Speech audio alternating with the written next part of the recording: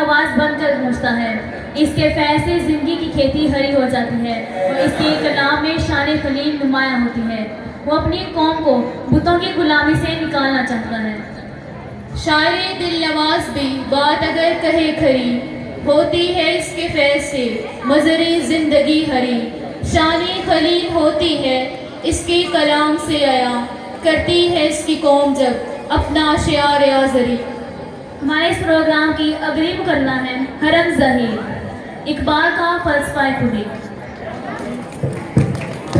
سینے میں ہے پوشیدہ راز زندگی کہہ دے، مسلمان سے حدیث سوز ساز زندگی کہہ دے، تیرے سینے میں ہے پوشیدہ۔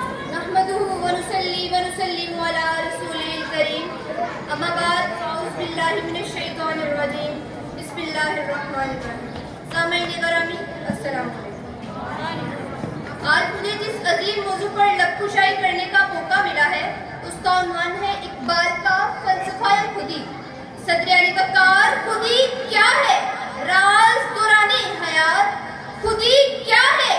بیدار یہ کائنات، ازل اس کے پیچھے ابد سامنے، نہت اس کے پیچھے نہت سامنے، زمانے کی دھارے میں بہتی ہوئی، زمانے کی دھارے میں بہتی ہوئی، ستم اس کی موجوں کے سہتی ہوئی، ازل سے ہے یہ کشمکش میں اسیر، ہوئی خاک آدم نے صورت پذیر۔ خودی کا نشمن تیرے دل میں ہے، خودی کا نشمن تیرے دل میں ہے، فلک جس طرح آنکھ کے دل میں ہے، فلک جس طرح آنکھ کے دل میں ہے۔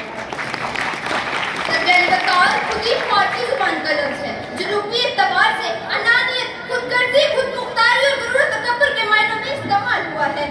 خودی کا لفظ اقبال کے پیغام یا فلسفہ حیات میں غرور و تکبر کے معنوں میں استعمال نہیں ہوا ہے۔ اقبال کے نزدیک خودی نام ہے تو احساس کا، جذبہ خودکاری کا، غیرت مندی کا اور دوسروں کا سہارا تلاش کرنے کی بجائے اپنی دنیا پیدا کرنے کا۔ صدر علی وقار، اقبال کا فلسفہ حیات کیا ہے؟ اگر ہم چاہیں تو اس سوال کے جواب میں صرف ایک لفظ خودی کہہ سکتے ہیں، کیونکہ یہی ان کے فکر و نظر کے جملہ مباحث کا محور تھا اور اسی کے ذریعے سے انہوں نے اپنے پیغام کو موسوم کیا تھا۔ صدر علی وقار، اس محور تک اقبال کی رسائی ذات و کائنات کے بارے میں مختلف سوالات کے جوابات کی تلاش میں ہوئی کہ انسان کیا ہے، کائنات اور اس کا اصل کیا ہے، آیا یہ فی الواقع وجود میں آئی یا فریب نظر ہے، اگر فریب نظر ہے تو اس کے پس پردہ کیا ہے۔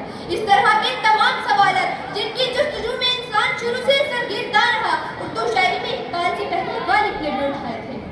صدر علی وقار، اس فلسفے میں خود بینی و خدا بینی لازم و ملزوم ہے۔ خود بینی خدا بینی سے خارج نہیں بلکہ اس کے معاون ہے۔ خودی کا احساس ذات خدا بندی کا ادراک اور ذات خدا بندی کا ادراک خودی کے احساس کا اثبات و اقرار ہے۔ خدا کو فاش کر دیکھنے کے لیے خود کو فاش کر دیکھنا ازبت ضروری ہے۔ اقبال نے کیا خوب کہا ہے، خودی کو کر بلند اتنا، خودی کو کر بلند اتنا کہ ہر تقدیر سے پہلے خدا بندے سے خود پوچھے بتا تیری رضا کیا ہے۔